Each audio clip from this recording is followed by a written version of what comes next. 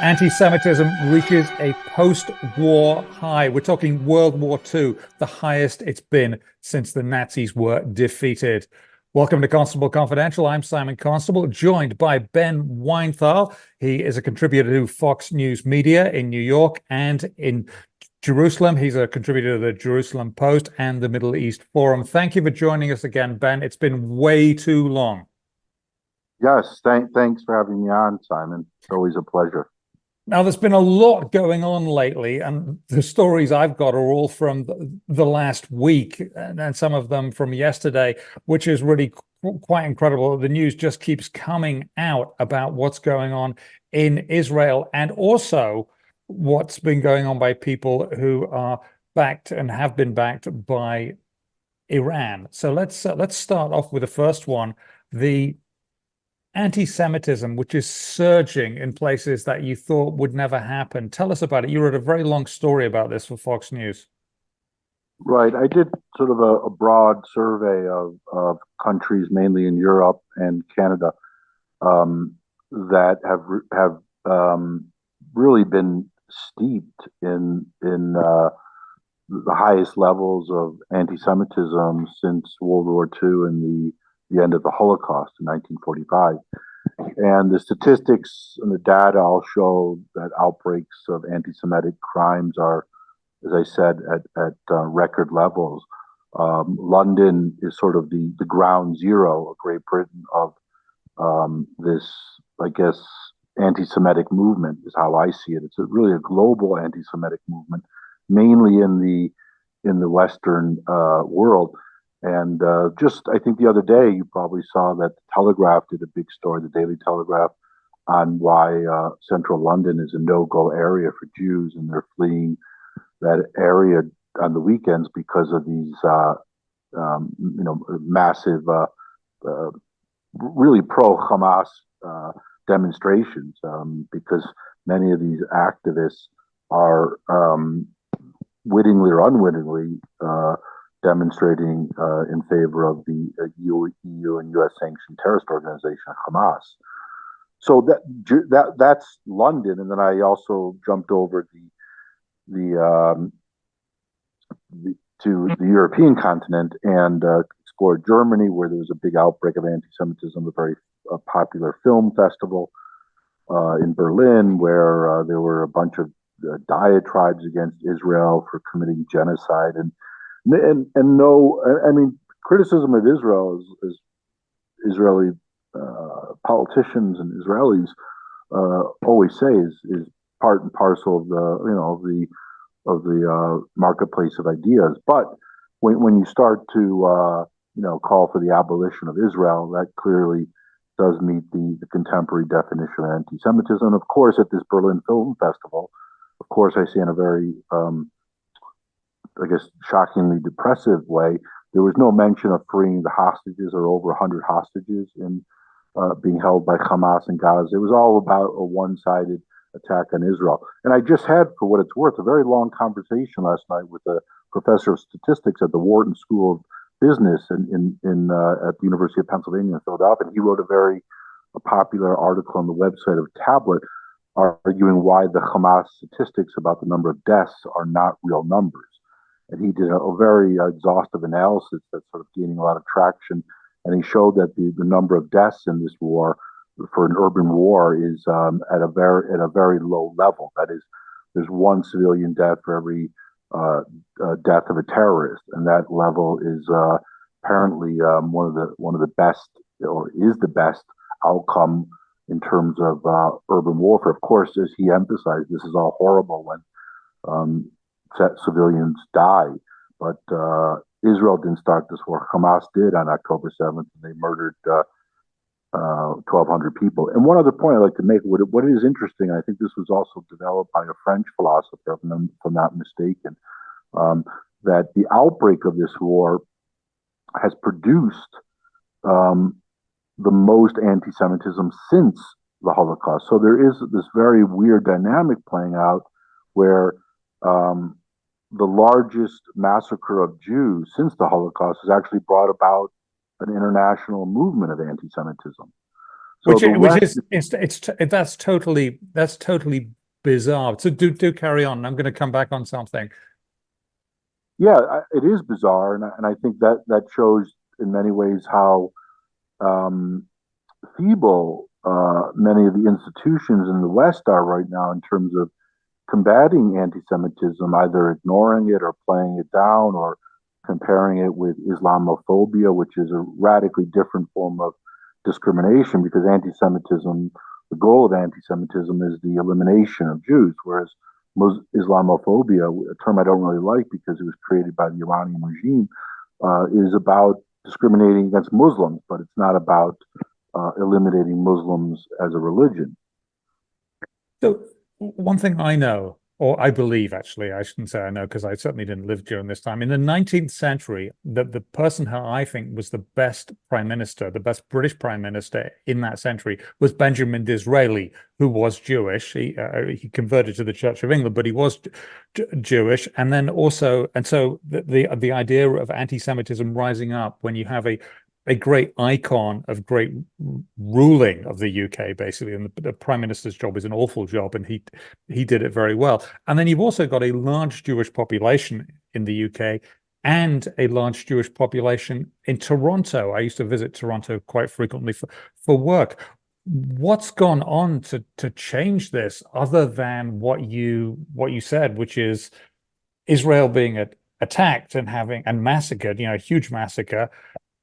And is that it? Is that the whole thing? Is the Jews got massacred, so therefore more people want to hate the Jews? Well, that's a very profound question, Simon, and I think all the experts in the field are grappling with how to answer it because anti-Semitism in many ways defies rationality and logic. And it's a vast conspiratorial theory about Jews exercising enormous amounts of power, and that's been inculcated into the psyches of many people, and obviously in Europe and in the Middle East. There's just Arab societies, including Iran, are largely infected with contemporary anti-Semitism. But the numbers are very high in liberal Western countries. I suspect a lot of it has to do with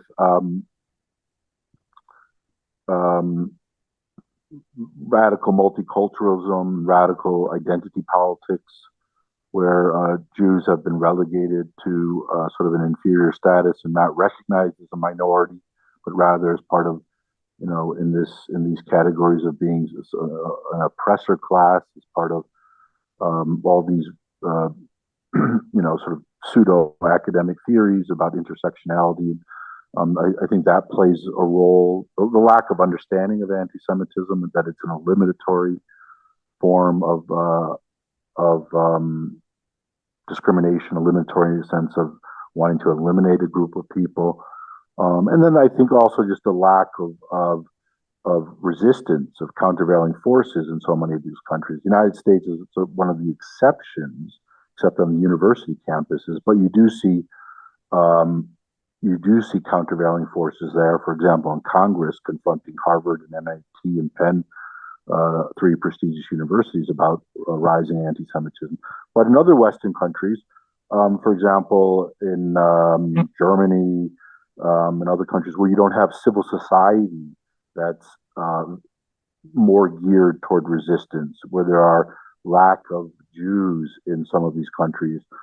Britain, I think you see a similar phenomenon where politicians have capitulated to the anti-Semitic mobs there in Parliament, and allowing genocidal anti-Semitic phrases or phrase to be projected onto Big Ben in London, from the river to the sea, Palestine will be free, which is a call for the eradication of Israel. Yeah, that goes back to wanting to push Israel into the sea, which is particularly threatening when it's such a tiny country by area, and it's a horrific idea. Getting my words fuddled there. This sounds like this is absolutely awful, and then we do know that in London there is and I should have said London, not the UK. London, there is a reasonable sized Jewish population. I hope they manage to weather this storm and stay there, because it's been a great contribution to British culture. I'm going to move on now to some other things that we've discussed in the past. This is another story about, this is from the New York Post, not by you, but it's by Isabel Vincent, and it's very interesting. And it says, headline: Princeton faces demands to fire researcher for alleged role in Iran's campaign of terror. Tell us about who this is, because I've heard his name before, and now it's only now really coming into the news. Right. Well, Isabel, I congratulated her on her article. I co-authored an article with her last year, Isabel Vincent. She's an outstanding investigative journalist for the New York Post. And to her credit, she reported on Saeed Hossein Mousavian. That's the pro-Iran regime professor's name, who teaches at Princeton University in New Jersey. And Mousavian is widely considered to be sort of the leading apologist for the Islamic Republic of Iran in the United States. And he was also, at one point, the chief spokesman for Iran's nuclear negotiating team. That was going back about 20 years ago. And he's been a very important advisor to the Islamic Republic of Iran. And he's also sort of maneuvered himself into the corridors of American political power during the Obama administration, and probably right now during the Biden period, as the go-to person to try to mediate with Iran. But he's not really mediating. He's really serving as sort of a junior human resources department. That's what his critics say, for Iran's regime. And what's happened here, just to go back, because this is what's new, is an organization called the Alliance Against Islamic Regime of Iran Apologists. That's a long name, but it has an acronym called IRA, mainly of Iranian Americans who got a Iranian regime professor, pro-Iranian regime professor, fired at Oberlin College, Mahalati, last year. They've launched a campaign to secure Mousavian's dismissal at Princeton. Why? Because they've publicized information that Mousavian, when he was ambassador to Germany between 1990 and 1997, oversaw terrorist operations in Europe that resulted in the plots and deaths of over, I think the number's over 20 people. But he was certainly involved according to experts, in the execution or assassination of Kurdish dissidents in a West Berlin restaurant. They were convicted, Hezbollah operatives and an Iranian agent, of killing 4 people in this Berlin restaurant in 1992, and then they were convicted in 97, and the Iranian government was also implicated. And Mousavian was the ambassador of the embassy at that time, the Iranian embassy. So he's a real lightning rod issue, a lightning rod personality for Iranian dissidents and also critics of the Islamic Republic of Iran across the world. So this campaign has really gained a lot of steam. Now, there's something very interesting here about this story in the Post, is that he was in some way arrested by the Iran's regime, and yet got to travel outside Iran and continue to go back and forth, even though that had happened, because they said he was an enemy of the mullahs. And this all seems to be a bit sort of cross-wired. Can you explain that? Because I was mighty puzzled by it. Right. Well, Mousavian, with whom I've had email exchanges, and I've written some reports about him for Fox News Digital and Iran International, a dissident news outlet, claims that because he was opposed to one political camp, that was the presidency of Mahmoud Ahmadinejad, that he was caught up in this sort of inter-party friction and was arrested. He belonged, Mousavian, to the Rafsanjani camp, who was president of Iran from the late 90s, I think, and during the 90s, excuse me. And Rafsanjani who died a number of years ago, was considered a pragmatist. But these terms are sort of meaningless because he was really in the same camp as all these presidents, which is the Islamic Republic has to be preserved at all costs, and that, of course, means high intensity persecution of the population and a continued drive to build a nuclear weapon. So that's what Mousavian, but he was released, as you point out, Mousavian, from this short term in jail. And then he went back to Iran even a few years ago, and he went on Iranian TV and gloated about the Iranians regime who wants to kill Brian Hook and other politicians. Brian Hook was the special envoy for Iran during the Trump presidency, who imposed a lot of sanctions on Iran. So he went on Iranian television, Mousavian. You can find this on the MEMRI website, the Middle East Media Research Institute website, the translation of his interview. And he was smiling and thrilled to hear that the Iranian regime scared Brian Hook and his wife. And he commented on it. And there was also articles in English about that. So he is, from the perspective of Iranians and many Americans, a very unsavory figure. But he, as I said, he just spoke to a major U.S. military conference last year that caused a huge controversy, and critics were asking, including Congress, why did the U.S. military invite Mousavian to deliver a talk? And I should add, the U.S. Congress right now, the Educational Committee, is investigating Mousavian because of his pro-Iran regime ties. And yet these pro-Iran ties have been there for really quite a long time and pretty much out in the open. It's certainly, I don't know a massive amount about what's going on with Iran and its tentacles, but I knew that a few years ago. This all brings me on to the next report, which you wrote for Fox News Digital, and I'm going to read the headline: Biden administration under pressure to stop billions of dollars in sanctions relief to Iran. Now, we all know Iran was sanctioned heavily by the US and the West because of the revolution. And now money is leaking back to Iran via the Biden administration. Have I got that wrong? I'm saying that as a fact, but it's more of a question. Is that happening, or is more going to happen? That is happening, and more is going to happen. The Biden administration has continued to waive sanctions imposed on Iran because of its illicit nuclear weapons program and terrorism, but mainly its illicit nuclear weapons program. And there's unfrozen funds that Iraq has collected for with respect to payments for Iranian electricity. Iraq's government receives its electricity from Iran, and the Americans control these right now frozen funds, which I believe this amount that's going to be funneled, or may have already been funneled to Iran, since this story appeared a few days ago, is in the area of $10 billion. Now, that money, the Americans claim, will be going to a bank account that will be regulated, and the money is only for humanitarian aid, medicines, and food. But Iran's president, who was sanctioned by the American government during the Trump period, Ibrahim Raisi, for massacring thousands of Iranians, said, that's nonsense. We can use this money however we want, and there's no restrictions on it.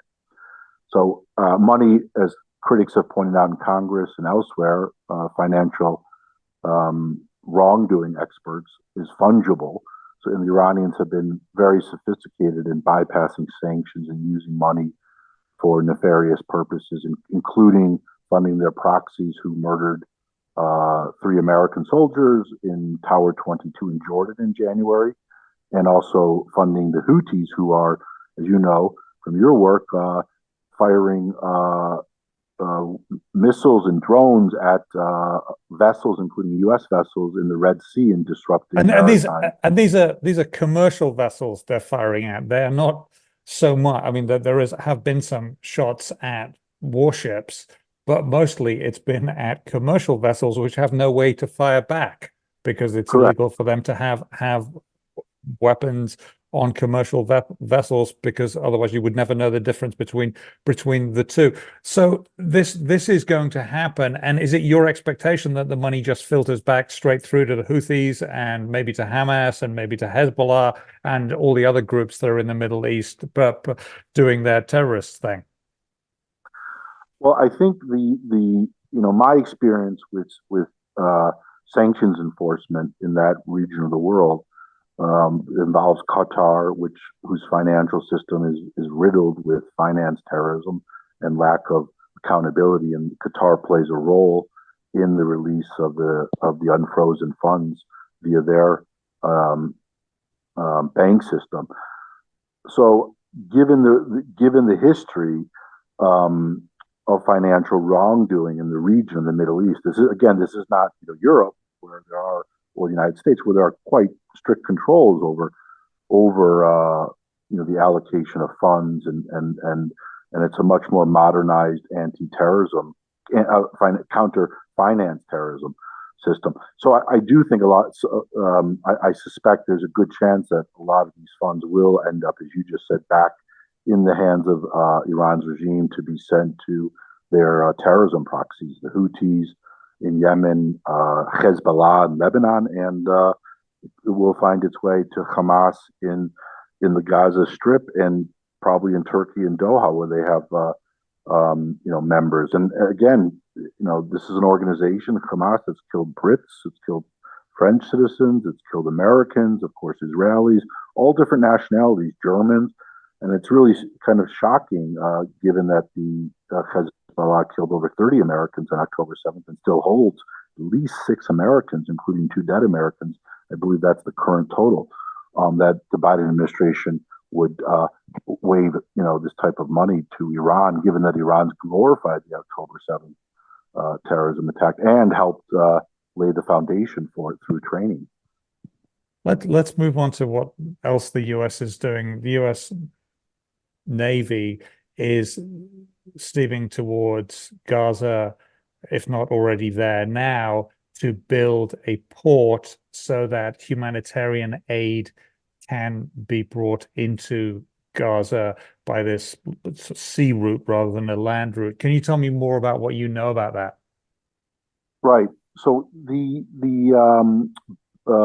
president of the U.S., Biden, declared last week during his State of the Union address that he's going to set up a temporary port outside of the coast of the Gaza Strip that will enable massive amounts of humanitarian aid to be sent to the Palestinian population in Gaza, because the current system is not working due to Hamas control over it and Egyptian corruption in the south, where there's a crossing in Rafah. So this port, temporary port in the Eastern Mediterranean, will be built. It'll take, according to the Americans, 2 months, and it'll be under the control of the Israelis. Now, it's called. There's been criticism of it, because I think I read some Americans are asking, well, why is a port being built in the Eastern Mediterranean when America can't control its southern border, and terrorists and other undocumented people are entering through the south. And there's been that type of criticism I've heard in the U.S. And that, but on the other hand, it may be a way to end this war, because I know on the Memory website, the founder of Memory, the former counterterrorism advisor to Yitzhak Rabin and Yitzhak Shamir, wrote that it's a port of hope. Why is it a port of hope? Because it'll remove Hamas and Qatar, Qatar's Hamas's patron, from the equation, and allow the Americans and the Israelis and the UAE and eventually Jordan to exercise control that's the United Arab Emirates, which includes Dubai and Abu Dhabi and places like that. So that gets them involved, and they've had diplomatic relations with Israel, and Qatar is still a bit of an outlier, and regarded by many as not a good place when it comes to the sponsoring of terrorism. There's also something else going on at the eastern. Sorry, you were about to say? No, that's right. So the main dynamic here, according to some of the experts here, and Yigal Carmon and others, that this port will be turned into a port of hope and help bring about the victory over Hamas, because it diminishes the power of Qatar, which is trying to sustain Hamas in the south of Gaza through aid. And once Qatar's out of the equation, then Hamas will be weakened, and there's a better chance to get the hostages released because of the increased pressure on Hamas. Because remember, Qatar sent over $2 billion over a 10-year period, roughly a 10-year period, to Hamas, unregulated money that allowed Hamas to build this vast military empire and underground tunnel system. And that was truly a vast underground tunnel system, which is being destroyed. Now, back to the Eastern Mediterranean, I also happen to know, because I tend to write about commodities with some frequency, that there is an enormous natural gas deposit in the Eastern Mediterranean, which seems to border both Israel, Turkey, and Egypt. Is this building this quote unquote temporary port? Does it have anything to do with the fact that there's a massive energy find down there? I mean, that's as you pointed out, that's a disputed area right now, and there's also and the problem is right now is Turkey is aligned with Qatar, of course, and Hamas. And Turkey's a bad actor because it's run by a President Erdogan who's supports the Muslim Brotherhood, a radical organization, and he's trying to interfere, and the alliance that's set up against him is basically Greece, Cyprus, and Israel. And of course, Egypt is sort of Israel sells gas right now to Egypt, so Egypt's there, and it's that'll depend on what the Americans can do with Egypt to try to meet its needs. But it's going to be, as you point out, it's going to be a big area of dispute. There's going to be a lot to deal with it. Whether it has, I don't think it has anything to do with this port right now. But it's an interesting question. One would really need to read the Turkish media to see how they view the port, which is a very interesting question, which I'm going to do actually after our interview. And because I didn't think about that point, I know that the Hamas representatives and Iran are opposed to the port, and Qatar, through their media and their spokespeople, so to speak, who turn to the media to present the regime's positions in those different outlets. So the fact that Hamas, the Islamic Republic of Iran, and Qatar are opposed to the port means it's a good idea from the perspective of many Israelis.